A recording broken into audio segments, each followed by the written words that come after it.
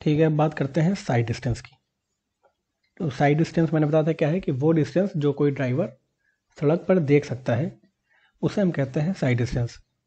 जैसे अगर आप इस फोटो में देखें और मान लीजिए कि आप किसी गाड़ी के अंदर बैठे हुए हैं, तो आप सड़क में सिर्फ इस डिस्टेंस तक ही देख पा रहे होंगे। इसके आगे क्या है आपको नहीं पता चल पा रहा है। ऐसा इसलिए क्योंकि आप किसी कर्व पे अपनी गाड़ी खड़ी करके खड़े हैं। ठीक है, जैसे ये कोई कर्व है और आपकी गाड़ी कहीं यहाँ आसपास है। ठीक है, यहाँ आपकी आँख है, तो आप केवल सड़क में यहाँ तक देख पा रहे हैं। इसके आगे क्या है आपको नहीं दिखाई दे रहा है, क्योंकि उसके बाद आपके साइट ऑफ लाइन आगे निकल जा रही है। तो यहाँ अगर कुछ ऑब्जेक्ट होगा या यहाँ कोई गाड़ी खड़ी होगी तो आपको नहीं दिख पा रही होगी। बिल्कुल यही केस जैसे यहाँ पर फोटो में आप सिर्फ इस सड़क तक, यहाँ से लेकर के यहाँ तक डिस्टेंस ही आप देख पा रहे हैं, यही है आपकी अवेलेबल साइड डिस्टेंस। तो the geometric design of the road should be done such that any obstruction on the road length could be visible to the driver from some distance ahead. This distance is said to be the side distance. अब मान लीजिए कि जैसे आप, मैंने इधर बताया कि आप कर्व पे हैं, ठीक है, और किसी कर्व में कुछ ऐसा आपका रेडियस है, जैसे ग्रीन वाला पोर्शन दिख रहा है, तो 6 इंच का ऑब्जेक्ट है, ठीक है, रोड के सरफेस पे यहाँ पर। और जब आप इस पॉइंट पर अपनी गाड़ी चला करके पहुंच गए तब आपको वो ऑब्जेक्ट दिखा। ठीक है, यानी अब यहाँ पर सपोज ये जो ऑब्जेक्ट है आपको मान लीजिए कोई पेड़ गिरा हुआ है।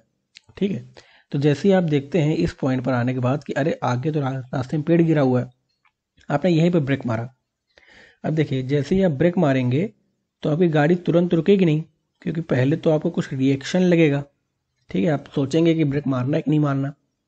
उसके बाद मान लीजिए आपने सोच लिया प्रोसेशन करके कि मुझे इस समय ब्रेक मारना है, तो टाइम डिले होने के समय, यानी जितना टाइम आपको ये सोचने में लगा कि मुझे ब्रेक मारना है, उस टाइम के दौरान आपकी गाड़ी कुछ आगे बढ़ गई होगी, उसे हम कहते हैं लैग डिस्टेंस।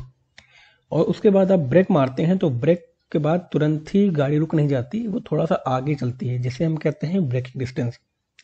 यानी आपको जो ब्रेक है वो 100% इफिशियंट होता है, तो ब्रेक मारते ही गाड़ी डिस्क ब्रेक की तरह उसी समय रुक जाती है।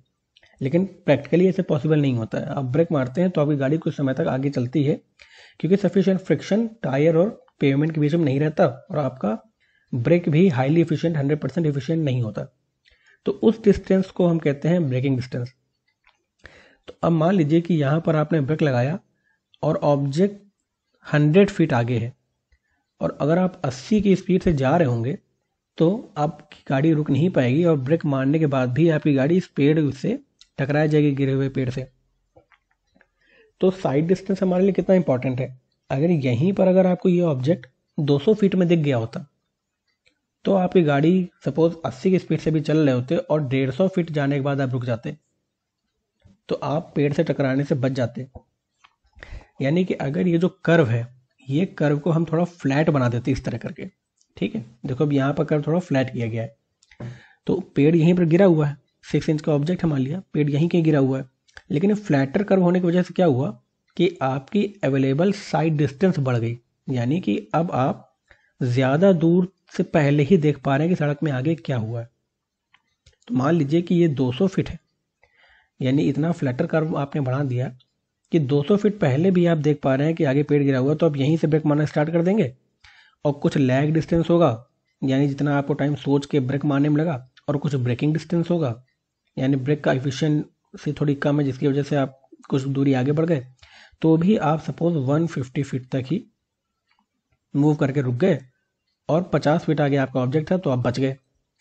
इसलिए जो साइड डिस्टेंस है, यानी कितनी दूरी आप अपनी गाड़ी के आगे देख पाते हैं, ये बहुत इंपॉर्टेंट फैक्टर है हमारे डिजाइनिंग ऑफ रोड में। अगर आपकी साइड डिस्टेंस कम होगी, जैसे पहला वाला केस है, ये साइड डिस्टेंस हमारे पास सिर्फ 100 फीट थी, ठीक है, और गाड़ी के रुकने के लिए जो साइड डिस्टेंस चाहिए थी वो थी 150 फीट, यानी 150 फुट आगे चल कर ही गाड़ी रुकती, तो आप पेड़ से टकरा जाते। सेकेंड केस क्या था, भले ही आप 80 की स्पीड से जा रहे हैं, लेकिन आपकी साइड डिस्टेंस अवेलेबल 200 फीट है, तो आपने ब्रेक मारा और 150 फीट आकर के आप रुक गए, तो आप यहाँ पर सेफ रहेंगे। अच्छा, दूसरा केस समझिए। ये तो वर्टिकल कर्व था।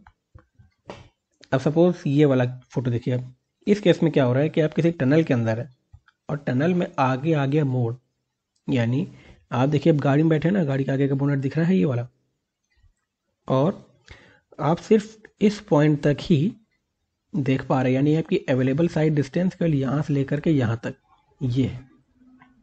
देखिए साइड डिस्टेंस हम अलोंग द रोड नापते हैं क्योंकि आप सड़क पर ही चलेंगे, तो ये आपका अलोंग द रोड आपकी साइड डिस्टेंस सिर्फ यहाँ से लेकर के यहाँ तक है।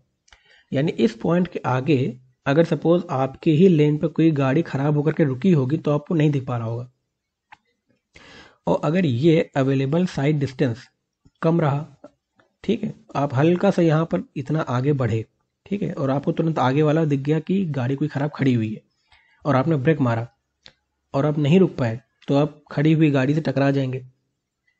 लेकिन अगर यही अवेलेबल साइड डिस्टेंस इतनी ज़्यादा है कि आपकी गाड़ी थोड़ी धीमे चल रही है, तो आपने जैसे देखा कि हमारी लेन में आके कोई गाड़ी खराब खड़ी है और आपने ब्रेक मार दिया और रुक गए, तो आप बच जाएंगे। तो ये जो अवेलेबल साइड डिस्टेंस है ये हमारे लिए इतना इंपॉर्टेंट है।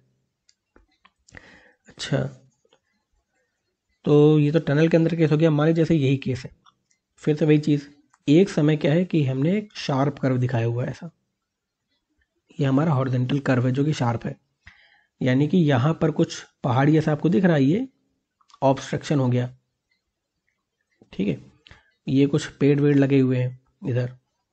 देखिए आप यहाँ कहीं गाड़ी में बैठे हुए हैं, तो यहाँ से लेकर के ये है आपकी साइट लाइन, यानी अगर आपकी गाड़ी कहीं यहाँ पर होती तो ये हिंड्रेंस आ जाता है यहाँ पर, यानी जब आपकी गाड़ी यहाँ से आ करके यहाँ तक पहुँची तब आपको यहाँ पर पड़ा हुआ कोई ऑब्जेक्ट दिख पाया, ये जो आपका ऑब्जेक्ट रखा हुआ है, क्योंकि तब आपकी साइट लाइन इस ऑब्जेक्ट को जस्ट क्रॉस कर पाई, ठीक है। यानी कि इस समय जब आप अपने ऑब्जेक्ट से 100 फुट पीछे हैं तब आपको वो ऑब्जेक्ट दिखा, तो आपके पास अवेलेबल साइड डिस्टेंस कितनी है, यहाँ से लेकर के यहाँ तक, ये आपकी अवेलेबल साइड डिस्टेंस। और आप अगर 80 की स्पीड से जा रहे हैं तो क्या हुआ, आपको चाहिए 150 फुट कम से कम रुकने के लिए। जैसे ही आपने ब्रेक मारा 150 फुट गाड़ी आपकी आगे बढ़ जाती है, लेकिन आप 100 फीट पहले ही देख पा रहे हो उस ऑब्जेक्ट को, तो क्या होगा, आपकी गाड़ी यहाँ से टकरा जाएगी। इसका सोल्यूशन क्या है, सोल्यूशन ये है कि इस कर्व को थोड़ा सा और फ्लैटर बनाया जाए, यानी कि अब जैसे यहाँ पर ये जो कर्व है आपका थोड़ा सा फ्लैटर है, मतलब कर्व की डिग्री थोड़ी कम कर दी गई है, जितना हाई डिग्री होगा कर्व उतना ज़्यादा शार्प होगा। यहाँ पर कर्व की डिग्री कम कर दी गई है, तो अब यही वाला ऑब्जेक्ट आपको लगभग 200 फीट से दिखना शुरू हो गया, क्योंकि आप 200 फीट में ही आपकी साइट लाइन, ये जो आपकी साइट लाइन रेड से जा रही है, ये इस ऑब्स्ट्रक्शन को क्रॉस करके इस ऑब्जेक्ट को देख पाई और 200 फुट का आपको साइड डिस्टेंस मिल गया। ये हो गया आपका अवेलेबल साइड डिस्टेंस।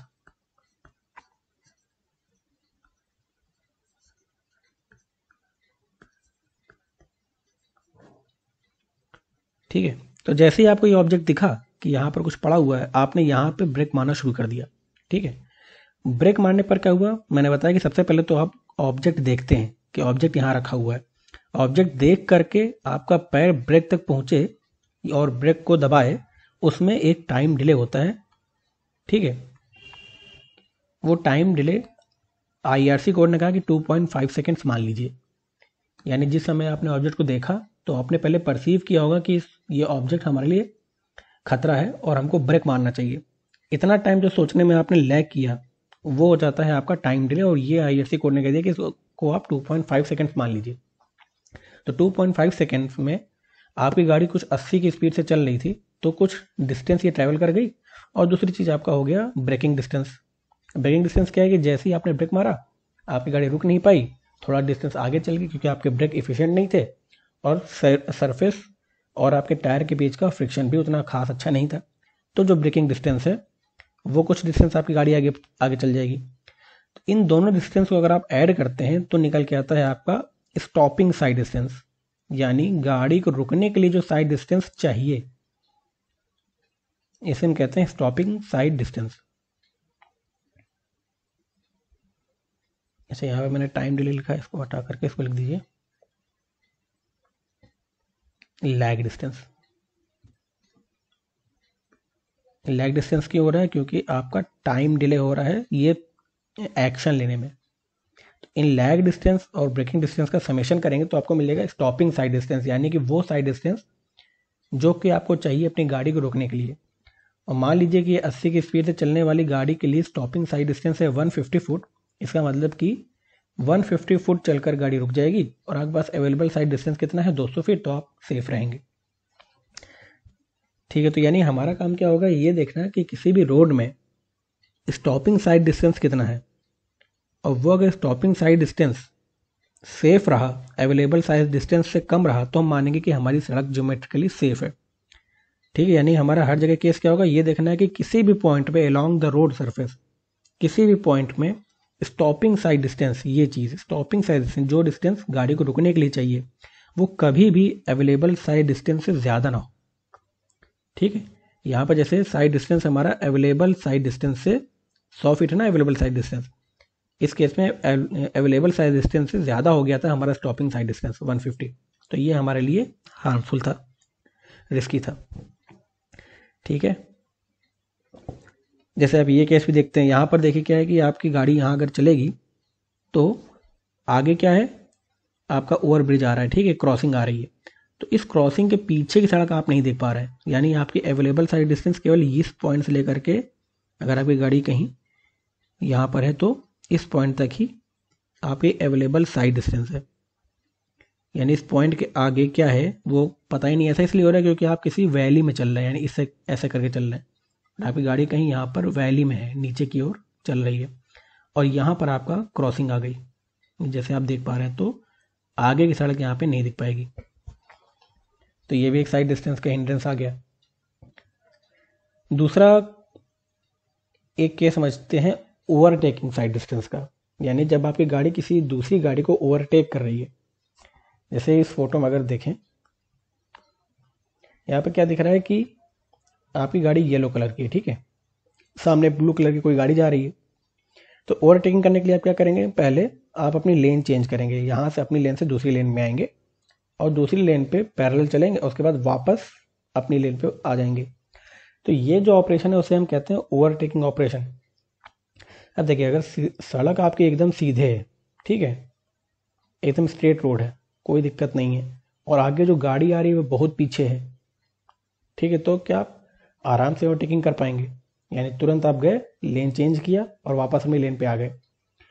वहीं पर अगर ये वाली जो गाड़ी होगी, अगर कहीं यहाँ कहीं आसपास होती तो आप अपना ओवरटेकिंग ऑपरेशन ना लेते, क्योंकि आपको पता है आप लेन चेंज करते ही गाड़ी से टकरा जाएंगे। दूसरा केस क्या होता है कि अगर ये रोड सीधी ना होती, ठीक है, क्योंकि अभी रोड सीधी है, तो आप अपने सामने वाली लेन से, सॉरी बगल वाली लेन में जो सामने से गाड़ी आ पा रही है वो आप देख पा रहे हैं। अगर यहीं पर एक कर्व होता तो सामने से आने वाली गाड़ी आप देख ही नहीं पाते, तो आप ये डिसाइड कर ही नहीं पाते कि मुझे ओवरटेकिंग करना है कि नहीं करना। अच्छा, याद रखिए ओवरटेकिंग हम कब कर रहे हैं, ओवरटेकिंग तब कर रहे हैं जब हमारे आगे वाली गाड़ी बहुत स्लो चल रही है, यानी जो आगे वाली गाड़ी है, जो डिज़ाइन स्पीड है सड़क की उससे कम स्पीड पे चल रही है और आप फास्ट हैं, तभी आप ओवरटेकिंग ऑपरेशन लेते हैं। जैसे ये केस देखिए, इसमें क्या है कि ये कर्व है, ठीक है, और दूसरी चीज़ मान लीजिए कि यहाँ पर कहीं कुछ हिंड्रेंस होता, ऐसा कुछ हिंड्रेंस, ठीक है, कोई पहाड़ वहाड़ यहाँ पर है, तो क्या है कि आप इस पहाड़ के आगे सिर्फ इस डिस्टेंस तक ही देख पाते, ठीक है, यहाँ अगर कोई गाड़ी आएगी या यहाँ पर कोई गाड़ी आएगी तभी आप देख पाएंगे कि हमें ओवरटेकिंग करना है कि नहीं करना। तो इस केस में क्या होगा कि देखिए आप कर्व पे चल रहे हैं और आपको ये वाली गाड़ी नहीं दिखी, तो यहाँ से आप ओवरटेकिंग नहीं कर पाएंगे, ठीक है, यानी कर्व के केस में क्या होगा, जैसे आप यहाँ पर ओवरटेक करने की कोशिश किए तो आपको सामने दिखेगा गाड़ी आएगी और आप यहाँ पर टकरा जाएंगे। तो इसलिए जहाँ जहाँ पर इस तरह के कर्व की पोजीशन आती है, जब रोड के सरफेस में हमको कर्व देना होता है, तो हमें इस बात का ध्यान रखना पड़ेगा कि अवेलेबल साइड डिस्टेंस, यानी उस समय जो ये गाड़ी साइड डिस्टेंस देख रही है, जो दूरी सड़क के आगे देख रही है, वो कम से कम इतना तो देख ले ताकि उसको ओवरटेकिंग का डिसीजन लेने में आसानी हो।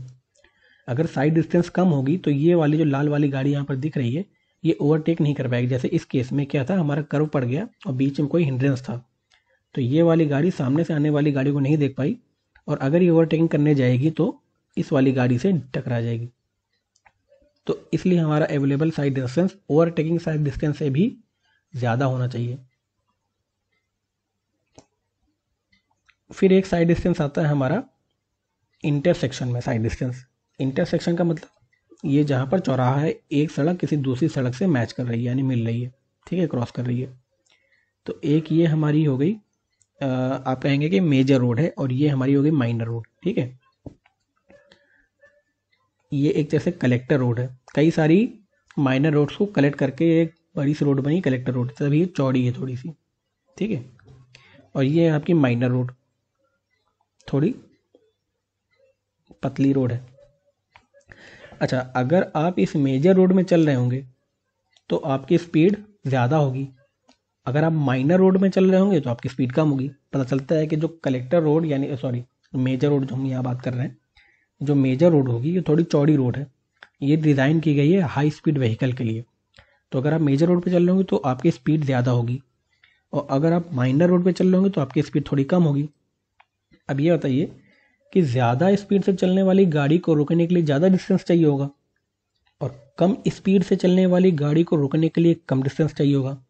ये भी आप समझ सकते हैं। जैसे आप कभी बाइक चला रहे हैं और आपकी स्पीड काफ़ी ज़्यादा है, तो आप ब्रेक मारने के लिए जब आप ब्रेक मारेंगे तो आप काफ़ी डिस्टेंस आगे तक ट्रैवल कर चुके होंगे।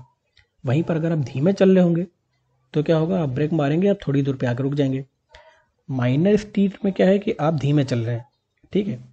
तो अब सपोज अगर आप माइनर स्ट्रीट में इस पॉइंट पर पहुंचे, ठीक है, और आपने देखा कि मेजर स्ट्रीट में कोई गाड़ी इस पॉइंट पर आ गई है, तब आप यहाँ पर ब्रेक मारेंगे, ठीक है, और आपके आगे 75 फुट का एक तरह से कहेंगे ओवरबोर्ड है, 75 फुट का ओवरबोर्ड है, और यहाँ पर आपकी गाड़ी कम से कम आकर के रुक जाए।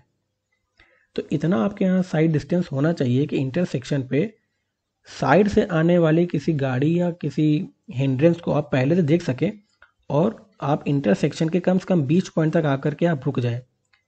अगर मान लीजिए, फिर से देखते हैं, मान लीजिए कि ये जो घर है, ये वाला घर, वो यहाँ ना हो करके कहीं यहाँ पर होता, ठीक है, ये वाला घर आपका यहाँ होता, तो इस पॉइंट पर आ करके यहाँ पर जो खड़ी आने वाली गाड़ी को आप नहीं देख पा रहे हो, क्योंकि आपकी जो साइट लाइन है इसमें यहाँ पर क्या आ जाएगा, हिंड्रेंस आ जाएगा, ऑब्स्ट्रक्शन आ जाएगा, तो आप गाड़ी के आगे नहीं देख पाएंगे। ये वाली गाड़ी यहाँ पर आप तब देख पाएंगे जब आप यहाँ से साइड लाइन खींचते हैं, कहीं यहाँ पर होंगे, यानी जैसे ही आप ट्रैवल करके आगे आकर के यहाँ पहुँचे, तब आपको दिखा कि अरे यहाँ से दूसरे पॉइंट से कोई गाड़ी आ रही है, और आपने यहाँ पर ब्रेक मारा, तो क्या होगा कि आप इंटरसेक्शन के आगे निकल जाएंगे, तब जाके आप रुकेंगे, और तब तक आप इस गाड़ी से टकरा जाएंगे, ये गाड़ी जो आगे जा रही थी। तो इंटरसेक्शन पर भी हमको ध्यान देना पड़ता है कि जो अवेलेबल साइड डिस्टेंस है वो कम से कम इतना हो कि हम ब्रेक मारने पर रुक सकें, ठीक है। अब जैसे यहाँ पर अगर अभी तो हमने ये देखा कि हम माइनर रोड पे चल रहे थे, मान लीजिए अगर आप मेजर रोड पे चल लोगे तो भी आपकी स्पीड ज़्यादा है, यानी आपको कम से कम यहीं पर दिख जाना चाहिए कि इधर से कोई गाड़ी आ रही है, ठीक है, क्योंकि यहाँ पर आपकी स्पीड ज़्यादा है, तो आपको देखिए यहाँ पर थोड़ा ज़्यादा ट्रैवल करके रुकने का अपॉर्चुनिटी मिल पाए। 150 फीट यहाँ दिखाया गया है। तो ये हो गया आपका इंटरसेक्शन साइड डिस्टेंस। तो हमने कौन कौन से, अच्छा एक और केस है, देखिए जैसे अंधेरा है, अंधेरे में क्या होगा, आप हेडलाइट जला करके ही आगे बढ़ेंगे। तो हेडलाइट साइड डिस्टेंस क्या होती है कि जितना पोर्शन आप चला कर देख पा रहे हैं अपनी हेडलाइट से, देखिए यहाँ पर आप गाड़ी में यहाँ बैठे हो तो यहाँ से लेकर के यहाँ तक डिस्टेंस ही आप देख पा रहे हैं, इसके आगे क्या है आपको नहीं दिख रहा आपके हेडलाइट से, तो इसे हम कहते हैं हेडलाइट साइड डिस्टेंस, जितना डिस्टेंस ऑफ रोड आप अपनी हेडलाइट से देख पा रहे हैं। अच्छा, ऐसा इसलिए हो रहा है क्योंकि आपकी गाड़ी कर्व पे चल रही है, ठीक है। तो टाइप ऑफ साइड डिस्टेंस क्या क्या हो गए, पहला हमने देखा था stopping sight distance. Stopping sight distance क्या था कि गाड़ी को रुकने के लिए जितनी डिस्टेंस चाहिए होती है उसे हम कहते हैं stopping sight distance. Overtaking sight distance, वो डिस्टेंस जो किसी गाड़ी को ओवरटेक करने के लिए चाहिए उसे कहते हैं overtaking sight distance. Sight distance at intersection, वो भी हमने देखा था कि जहाँ दो रोड एक दूसरे को क्रॉस करती हैं तो साइड डिस्टेंस इतना होना चाहिए कि गाड़ी इंटरसेक्शन में पहुंचने से पहले रुक जाए। फिर था इंटरमीडिएट साइड डिस्टेंस, ये अभी नहीं पढ़ता। इंटरमीडिएट साइड डिस्टेंस क्या होता है? ये होता है 2 इंटू स्टॉपिंग साइड डिस्टेंस, ये वाला। इंटरमीडिएट साइड डिस्टेंस हम तब देते हैं जब हम ओवरटेकिंग साइड डिस्टेंस नहीं दे रहे हो, ठीक है। जैसे ओवरटेकिंग साइड डिस्टेंस क्या था, हमने पढ़ा था कि ये रोड है, यहाँ से कोई गाड़ी आ रही है और उसने देखा कि सामने वाली गाड़ी जो थोड़ा धीमा चल रही है, तो क्या करेगा, वो ओवरटेक करने की कोशिश करेगा। और यहाँ से कोई गाड़ी आ रही है, ये आपकी सी व्हीकल है, तो कम से कम इतना डिस्टेंस अवेलेबल हो किसी भी रोड में हर पॉइंट पे कि ये वाली गाड़ी धीमे वाली गाड़ी को ओवरटेक कर पाए। और यही अगर रोड कर्व पे होता तो क्या हो, जैसे इस तरह का कर्व बना हुआ है, यहाँ कहीं हिंड्रेंस है, तो ये वाली गाड़ी ओवरटेक नहीं कर पाएगी, क्योंकि उसको यहाँ पर कौन सी गाड़ी कब आ रही है इसको पता ही नहीं है। तो अगर हम कहीं पर पहाड़ी क्षेत्र में, हिली एरियाज में जब रोड बनाते हैं तो वहाँ पर ऐसे बहुत सारे कर्व आते हैं। तो अगर कहीं पर सिर्फ कर्व ही बने हैं तो जो तेज चलने वाली गाड़ी है वो कभी ओवरटेक कर ही नहीं पाएगी, क्योंकि हमेशा कर्व है, उसको तो पता ही नहीं कि सामने वाले से कोई गाड़ी आ रही है, कब आ रही है। तो ऐसी कंडीशन में जब ओवरटेकिंग के लिए हम डिस्टेंस नहीं प्रोवाइड कर पाते तो हम क्या करते हैं, इंटरमीडिएट साइड डिस्टेंस प्रोवाइड करते हैं। यानी कि हर जगह पर ये एज्यूम करते हैं कि किसी भी पॉइंट पर जो अवेलेबल साइड डिस्टेंस है वो स्टॉपिंग साइड डिस्टेंस की दोगुनी होनी चाहिए। यानी मान लीजिए कि यहाँ पर कर्व है, ठीक है, उसके बावजूद इसने ओवरटेक करना ज़रूरी समझा, तो क्या होगा, फिर से बनाते हैं। ये कोई कर्व था, यहाँ कोई हिंड्रेंस है और ये धीमे चलने वाली गाड़ी है और तेज चलने वाली गाड़ी है। तो उसने क्या किया कि ओवरटेक करना जरूरी समझा, भले ये नहीं देख पा रहा है कि सामने से कोई गाड़ी आ रही है कि नहीं आ रही है, ठीक है। मान लो इसके साइट ऑफ डिस्टेंस पे वो गाड़ी नहीं पड़ रही सामने से आने वाली, तो भी इसने ओवरटेक करने के लिए अपनी गाड़ी दूसरे लेन पे ले ली। और जैसे ही गाड़ी दूसरे लेन पे ली, उसको दिख गया कि अरे सामने से कोई दूसरी गाड़ी आ रही थी, ठीक है। तो उसने क्या किया, तुरंत ब्रेक मारा होगा। तो ब्रेक मारने के बाद ये कुछ स्टॉपिंग साइड डिस्टेंस तक आगे चल पाया और तब जाके रुक पाया, ठीक है, क्योंकि स्टॉपिंग साइड डिस्टेंस तो चाहिए ही किसी गाड़ी को रुकने के लिए। तो जैसे उसने देखा कि सामने कोई गाड़ी है, इसने स्टॉपिंग साइड डिस्टेंस के बराबर ही डिस्टेंस के लिए उसको रुकने के लिए चाहिए, और सामने वाली गाड़ी भी अपने स्टॉपिंग साइड डिस्टेंस के बराबर, क्योंकि उसने भी देखा कि सामने से हमारी लेन कोई दूसरी गाड़ी आ रही है सामने से, तो उसने भी तुरंत ब्रेक मारा होगा, तो वो भी कम से कम स्टॉपिंग साइड डिस्टेंस तक जाकर के रुक जाए। इसलिए किसी भी पॉइंट पर हम ये इंश्योर करते हैं कि available distance 2 times of SSD तो हो ही, ठीक है। अब देखिए यहाँ पर हम ओवरटेकिंग करने के लिए अवेलेबल साइड डिस्टेंस अवेलेबल नहीं है, क्योंकि यहाँ पर हिंड्रेंस है और गाड़ी कर्व पे चल रही है। तो हम क्या करेंगे, 2 टाइम्स ऑफ एसएसडी प्रोवाइड कर देंगे कि मान लीजिए कि इस गाड़ी ने तब भी ओवरटेक करना जरूरी समझा, तो सामने से गाड़ी अगर उसको दिख गई तो तुरंत स्टॉप के लिए ब्रेक लगा दे और गाड़ी रुक जाए। तो ये होता है हमारा इंटरमीडिएट साइड डिस्टेंस। और फिर आता है हमारा हेडलाइट साइड डिस्टेंस। ये जो हमने ऊपर देखा था कि हेडलाइट में जितनी दूरी तक गाड़ी कोई आगे दिख पाए, जितनी दूरी तक सड़क हमको दिख पाती है, उसे हम कहते हैं हेडलाइट साइड डिस्टेंस।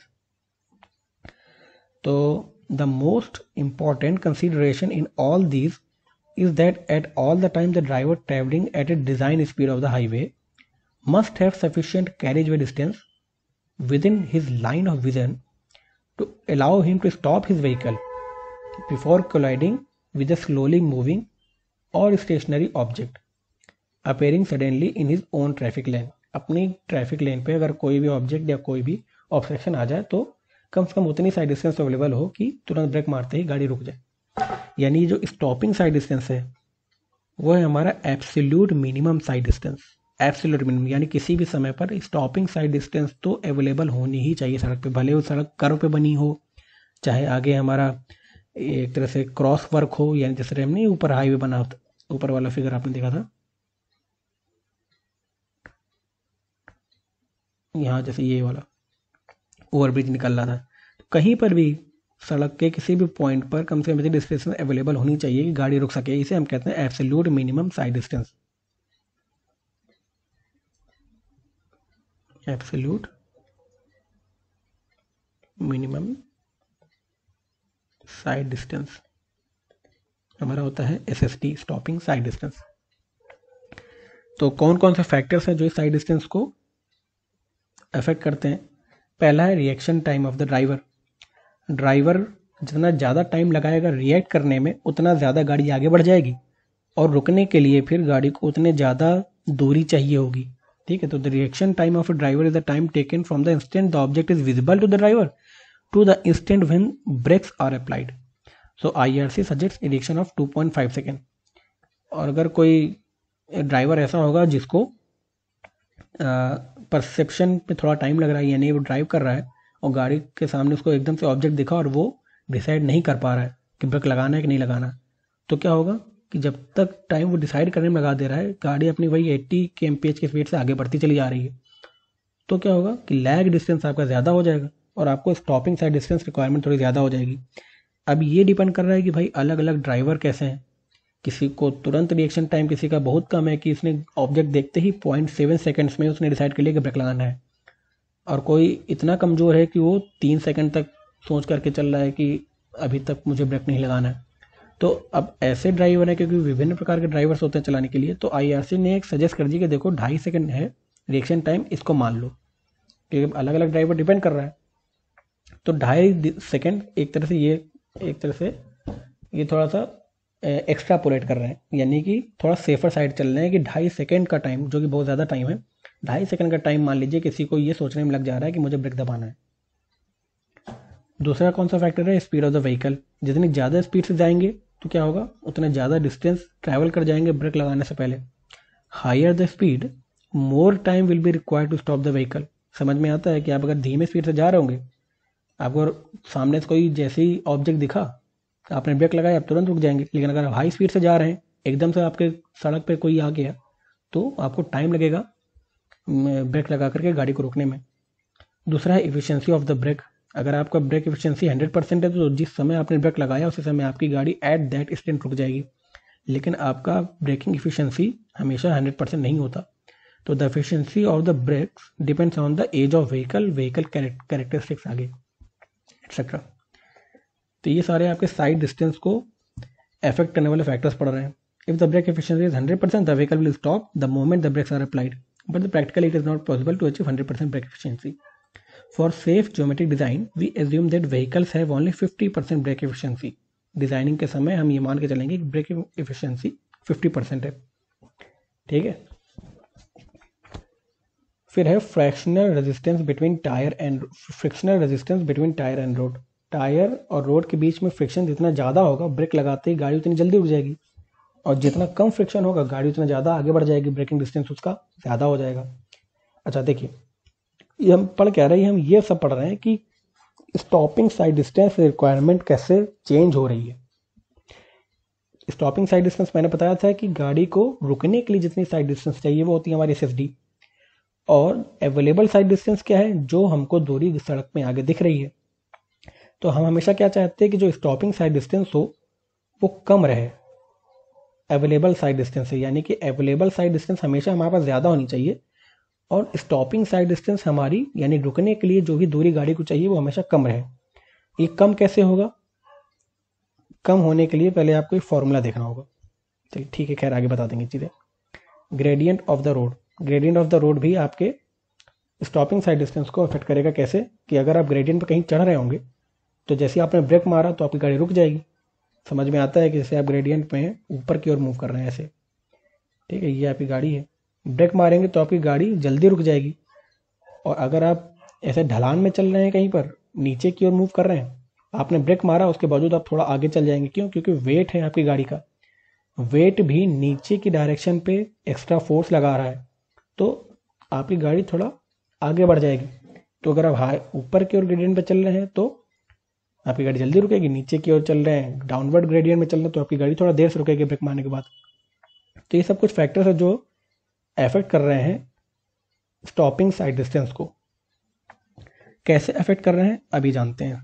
सबसे पहले स्टॉपिंग साइड डिस्टेंस के लिए मैंने बताया था कि ये दो चीज़ों का कंपोनेंट्स का समेशन है, पहला लैग डिस्टेंस और दूसरा ब्रेकिंग डिस्टेंस।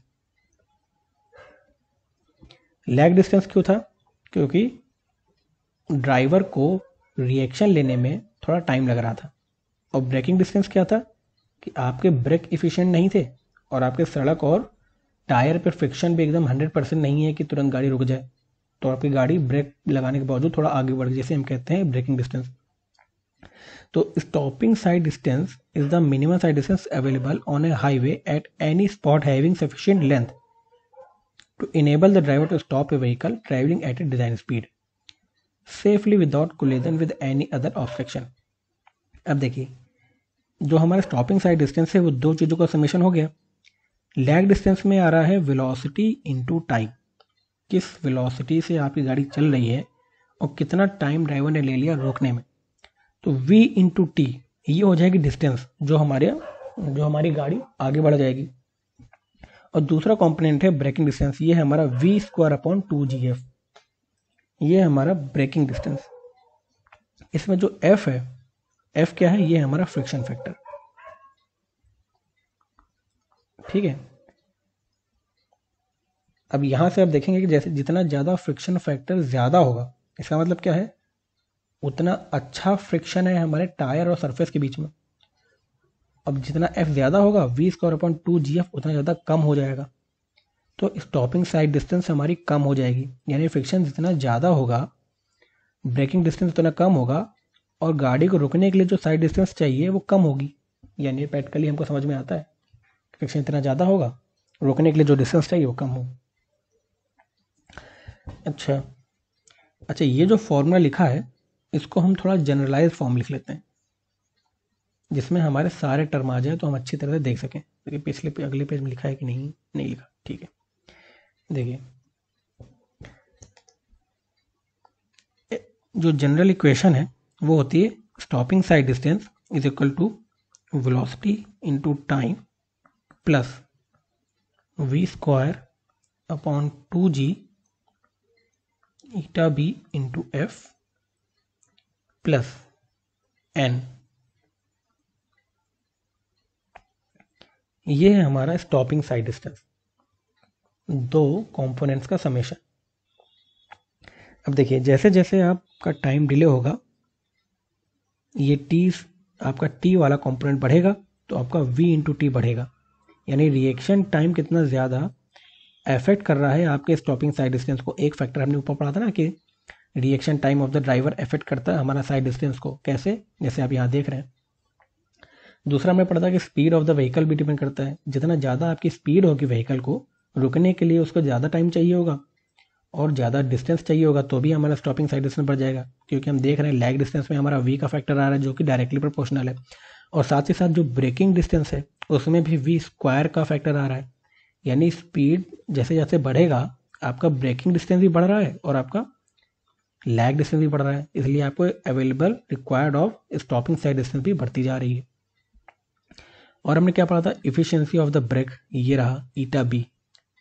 ईटा बी क्या है, ब्रेक इफिशियंसी।